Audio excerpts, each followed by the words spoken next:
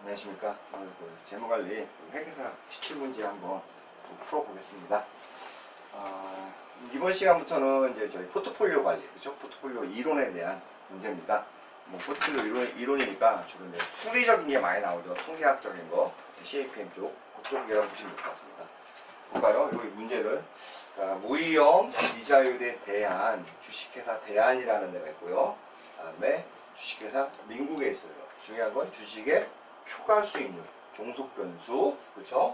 시장 초과 수익률, 독립 변수 간의 선형 회계 분석. 여러분들이 이거 봤으면 선형 회계 분석이 뭘까? 이거를 아셔야지 푸는 거죠. 이 회계 분석에 대해서 모르시면 사실은 이 문제는 풀 수 없는 문제입니다. 우리가 이제 보면은 CAPM을 하면서도 CAPM이라는 게 그렇죠? 시장 수익률, 어떻게 보면 마켓 포트폴리오잖아요. 마켓 포트폴리오하고 개별 주식 간에 어떤 위험과 수익에 대한 상관계를 좀 도출하는 거지 않습니까?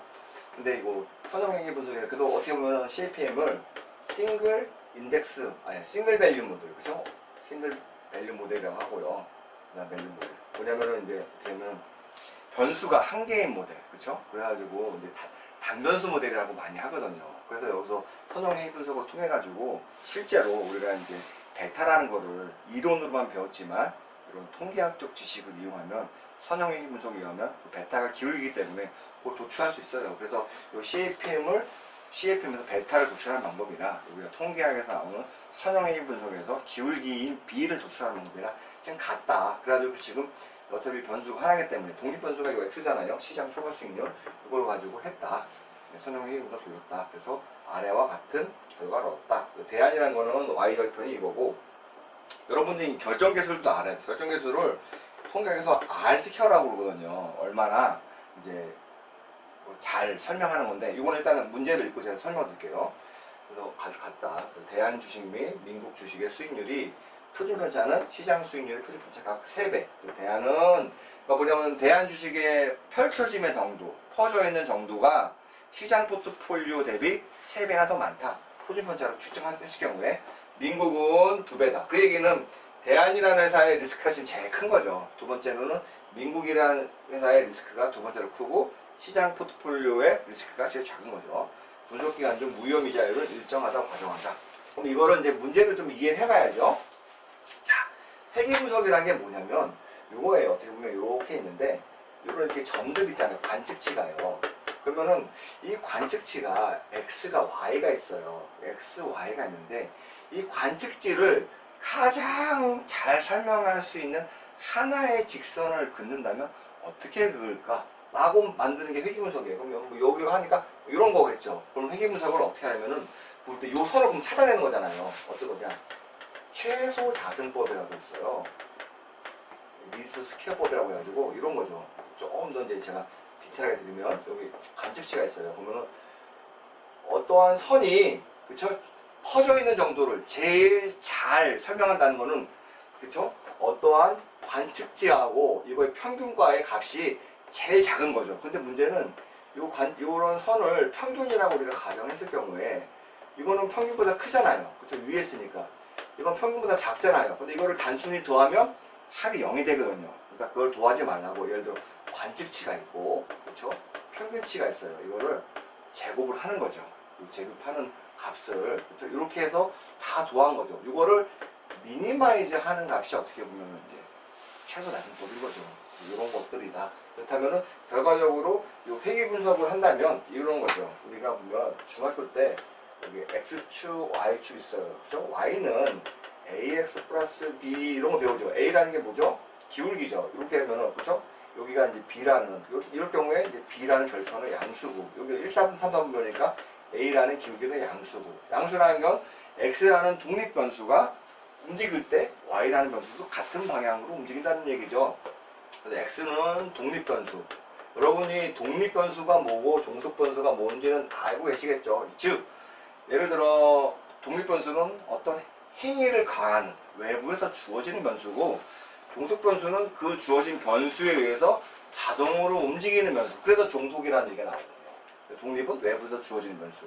그래서 우리가 보면 CAPM에서 이렇게 하잖아요. CAPM에서 보면은 개별 주식의 수익률은 무이익이자율 플러스 RM, 그래서 시장 포트폴리오 수익률 빼기 RF, 그다음에 베타라는 걸로 이렇게 하잖아요. 그럼 여기서 보면은 개별 주식의 수익률을 우리가 Y라고 본다면, 그렇죠? 여기는 요 RM-RF가 뭐죠? 시장 위험 프리미엄이죠. 이걸 X라고 본 거죠. 그래서 시장 위험 프리미엄과 개별 주식의 수익률을 관계를 보자. 근데 그거의 기울기가 요 베타라는 것이다. 라는 거죠. 그래서 이거를 그대로 쓴다면, 요 A라는 거는 우리가 얘기하는 건 이건 베타를 얘기하는 거고, 요 B라는 절편은 RF를 얘기하는 거죠. 그렇게 이해하시면 될 것 같고, 그러면 회귀 분석이 어떤 거냐? 회귀 분석을 한다면 기본적으로 데이터가 두 개가 충족이 돼야 돼요.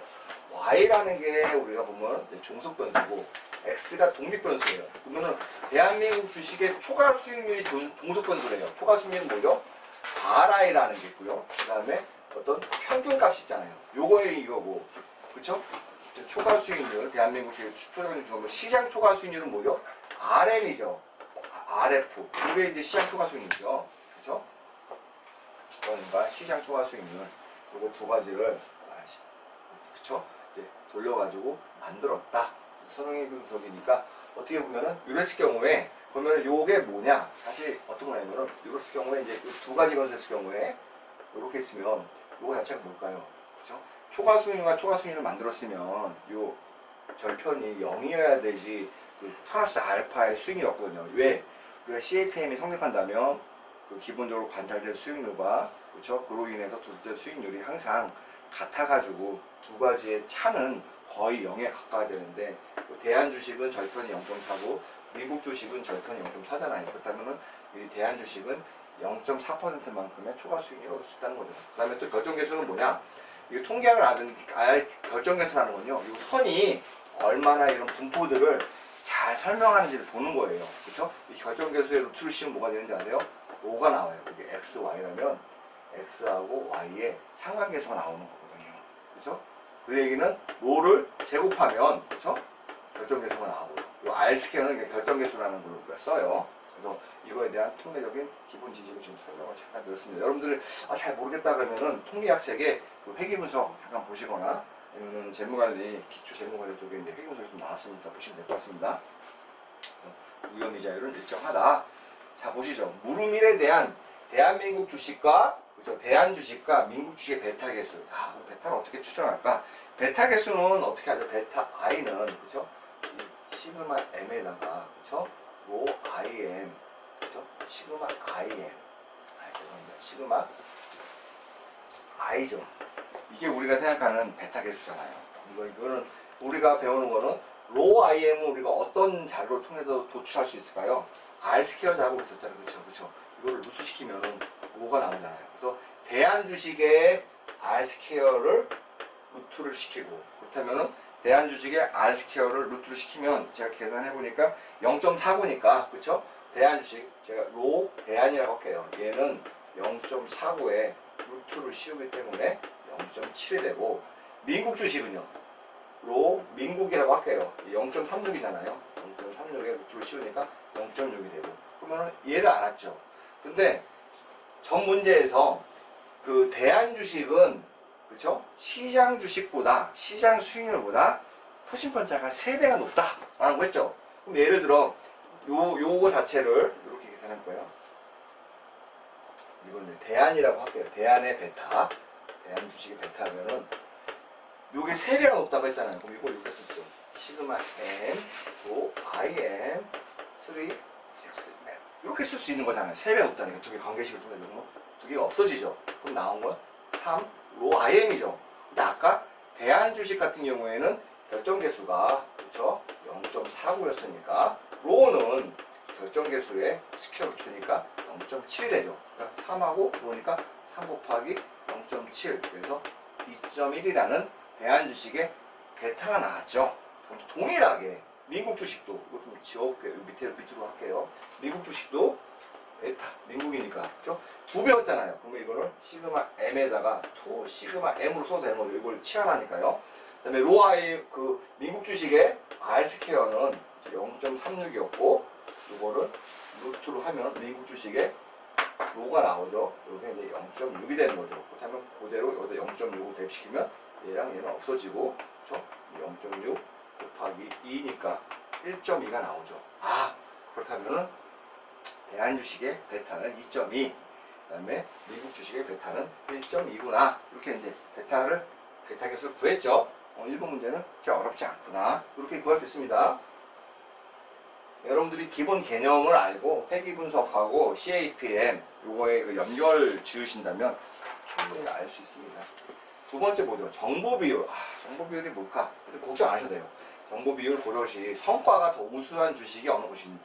보통은 그 포트폴리오의 성과를 할 때 A라는 포트폴리오하고 B라는 포트폴리오가 있어요. 우리가 수익률을 RI라고 볼게요. 얘가 10%고 얘가 15%면 B가 더 높네? 우리가 이렇게 얘기하나요? 아니죠.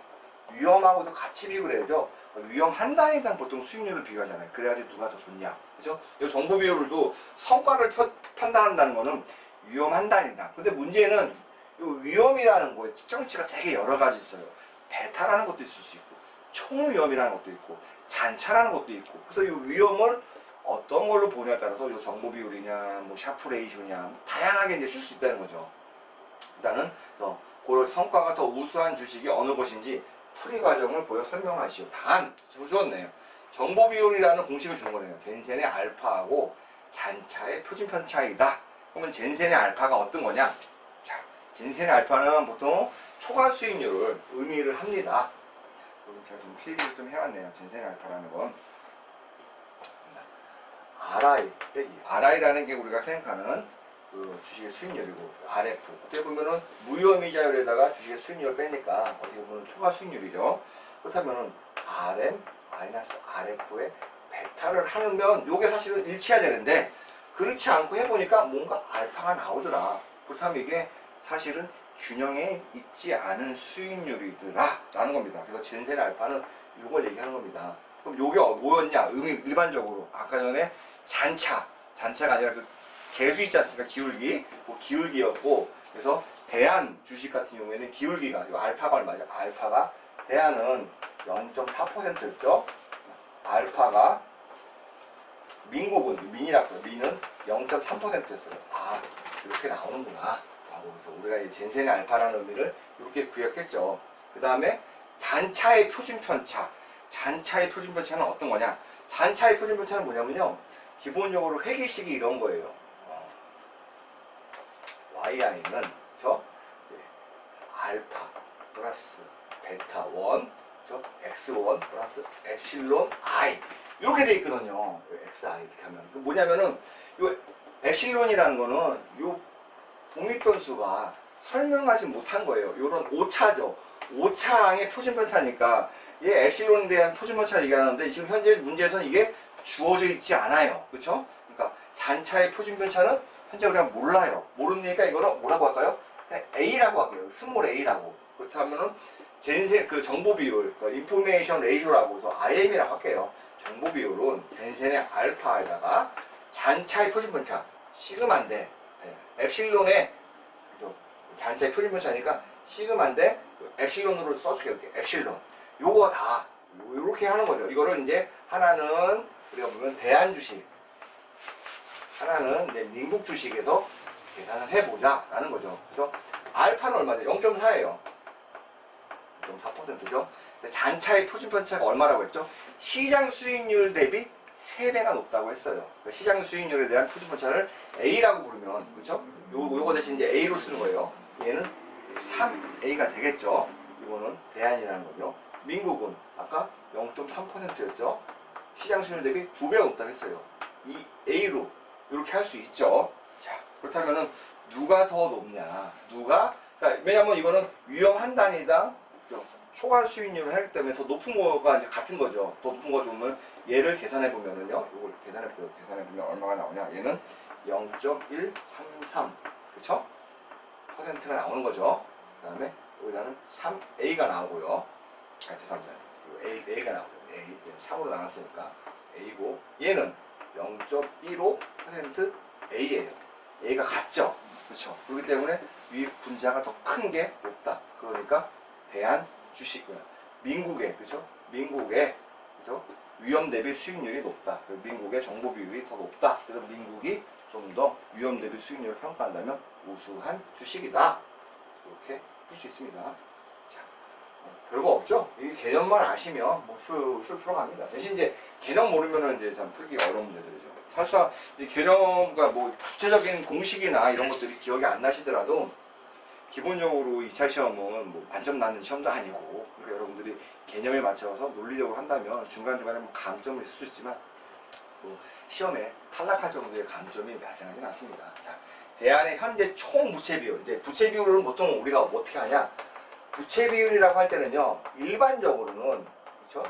이게 데트라고 하고 요걸 이제 부채 비율이라고 했거든요. 근데 여기는 부채 비율이라는 거를 다르게 이제 정의를 했잖아요. 예를 들어 우리가 D라는 게 그렇죠? 부채고 E라는 게 에코티예요. 토탈 에셋은 얼마죠? 토탈 에셋은 그렇죠? D 플러스 2잖아요. 그러니까 여기서는 지금 부채 비율을 뭐라고 했냐? 토탈 에셋의 데트, 이걸 부채 비율을 했고, 이걸 좀 더 풀어서 내면 D 플러스 2분의 D를 부채 비율로 지금 정의하고 있죠. 그래서 현재 대안이라는 회사의 총 부채 비율이 20%다. 그렇죠? 근데 대안의 총 부채 비율이 얼마로? 30%로 상승하는 경우 대안은 주식의 베타 개수를 구하라. 단 법인세율은 그렇죠? T는 20%다. 이렇게 잠깐 또 지금 해볼게요. 요거를 딱 보실 때 여러분들이 뭐 했냐? 무부채 기업과 부채를 사용하는 기업의 베타를 구하자. 뭐 하마다 모형을 좀 이용하면 되겠구나. 하마다 모형은 많이 공부하셨으니까 공식을 아실 수 있겠죠. 베타 L은 그렇죠? L이라는 게 레버드 베타죠. 부채를 사용하는 기업. 베타 U는 언레버드, 부채를 사용하지 않는 기업. 플러스 베타 L 1-T 곱하기 부채 비율을 써야 되는 거죠. 이게 에코티하고 베트 이렇게 쓸 수 있죠. 이렇게 쓴다. 그렇다면 우리가 알 수 있는 거는 기존에 부채를 쓸 때 20%를 했잖아요. 근데 대안이라는 회사, 현재 20%면 우리가 제일 첫 번째 문제에서 대안이라는 회사의 베타를 구했잖아요. 그때의 베타가 얼마였죠? 2.1이었잖아요. 2.1. 우리 지금 언레버드 베타를, 죄송합니다. 여기도 비율 써야 되는데 제가. 그래서 언레버드 베타를 지금 모른다. 근데 T 20%로 주어져 있죠. 부채 비율 20%인데 이걸 그대로 쓰면 안 되죠. 왜? 여기서는 부채 비율이라는 게 D 플러스 2에 D가 그렇죠? 0.2라는 뜻이잖아요. 그렇죠? 그럼 한번 볼까요? 그러면 0.2D 곱하기 0.2는 D 이렇게 계산할 수 있죠. 그러면은 0.2는 0.8D 그렇죠? 2는 5D 이렇게 쓰죠. 그렇다면 이거 한다면 여기 우리가 생각하는 부채 비율은 요거잖아요. 요거 D가 얼마죠? 그렇죠? 2가 1일 때 D가 4잖아요. 그러면 이게 4가 되는 거죠. 그렇죠? 맞죠? 그러니까 4분의 1이 되는 거죠. 그렇죠? 이거 얘를 왜냐면 2가 2 대신에 4D를 넣고 D를 넣으니까 이렇게 되겠죠. 요거를 이제 그대로 계산해 보자. 어떻게? 다 아니까 2.1은 그러니까 베타 U 플러스 베타 U 1-0.2 곱하기 4분의 1이죠? 4분의 1. 수식이 하나, 변수 하나 계산할 수 있죠. 이 베타 U를 계산하면은, 이렇게 계산 여러분들이 해보시면 돼요. 베타 U가 1.75다. 베타 U. 언레버드 베타가 1.75구나. 일단은, 그렇다면 이제 언레버드 베타를 구했으니까 부채 비율이 어떻게 변하든 간에 레버드 베타를 더 구할 수가 있죠. 여기서 지우고 언레버드 베타를 여기다 적어 놓을게요. 베타 U가 1.75다. 자, 그러면 다시 베타, 레버드 베타는 언레버드 베타 플러스 언레버드 베타 1-T 곱하기 2하고 D예요. 근데 부채 비율이 이제 30% 상승했대요. D 플러스 2하고 그렇죠? D가 0.3이 된 거죠. 똑같이 계산하면 0.3 D 플러스 0.3 2는 D죠. 0.3 2는 그렇죠? 0.7 D예요. 3 2는 7D라고 쓸 수 있죠. 그렇다면 계산하면 2는 3분의 7D라고 쓸 수 있죠. 이거를 그대로 대입시켜 볼까요? 요거만 본다면 그렇죠? 2 대신 3분의 7D 곱하기 D잖아요. 1분의 D니까 7D분의 D니까 그렇죠? 3D죠. 그러니까 7분의 3을 갖다 쓰면 되겠죠. 계산할 수 있겠다.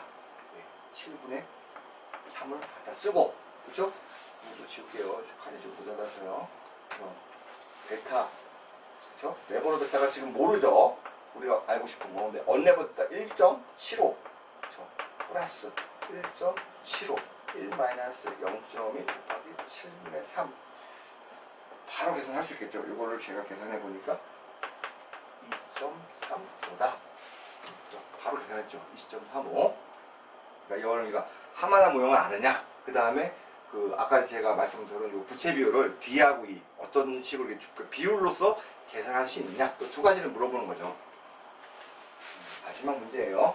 자, 이거는 이제 상식적인 거죠. 대한 주식과 미국 주식을 편입한 펀드가 있어요. 어떤 펀드가 있는데 펀드에 얼마만큼인지 모르지만 이 펀드에 대한이라는 주식이 있고 민국이라는 이제 주식이 있는 거예요. 펀드 매니저의 성과. 펀드 매니저는 이 펀드에 대해서 운용 책임을 지는 사람이죠. 펀드의 다기간 수익률. 보통 다기간 수익률 어떻게 하죠? 기하평균 이용하죠. 기하평균 어떻게 계산하죠? 우리가 그쵸? 첫 기 x에 그쵸? 그 보면 시작부터 끝이잖아요. 이렇게 한 다음에 n기면 n분의 1 전체 빼기 1. 이렇게 하면 이제 기하평균의 수익률이잖아요. 기하평균은 연평균 수익률이라고 볼 수 있는 거죠. 그쵸?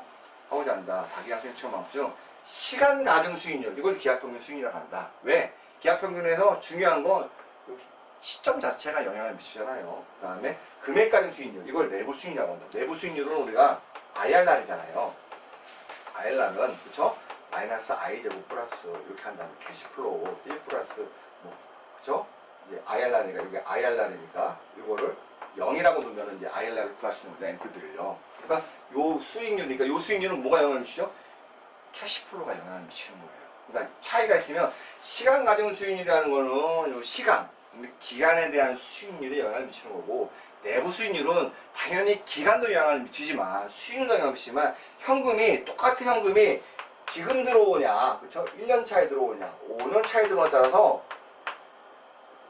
5년 차에 들어오냐에 따라서 두 수익률이 완전히 달라져요. 그래서 도대체 똑같은 돈이 들어와도 시점에 따라서 달라진다라는 거죠. 설명하고 두 수익률 간에 발생하는 이유에 대해 좀 이유는 설명드렸죠. 왜?